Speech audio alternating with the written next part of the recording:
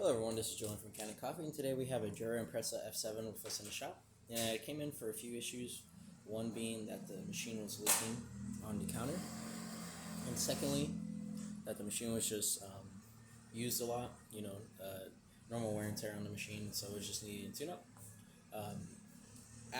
For when I started inspecting where the leak was coming from, I ended up starting with the left panel, which you couldn't find any leaks there, and then the right panel, there was a hose. This is the hose that's connected to the thermal block. That was completely popped. And so we replaced that and then stopped the leak completely. Also, we did a tune-up where we take apart the whole machine, take the brew unit out, deep clean the entire brew chamber that's inside here, the chamber that you can see when you take the tray out. Deep clean the entire brew unit, replace the gaskets that needed to be replaced, and also re-lubricated the entire brew unit because it moves quite often. After that, we did descaling for your thermal block's health, just so the scale doesn't build up after time. And also did a lot of cleaning cycles and did a little extra cleaning on the spouts because there was quite a lot of coffee in there. And now we are ready to brew. So we're going to start with quickly a single shot just so it can fit in a tiny cup.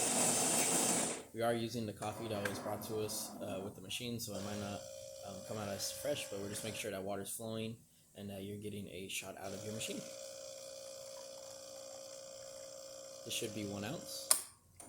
And as you can see, you got yourself a shot of coffee. No leaks, and everything is nice and sealed, so you shouldn't see any sort of leaking on the inside or on the outside of your machine.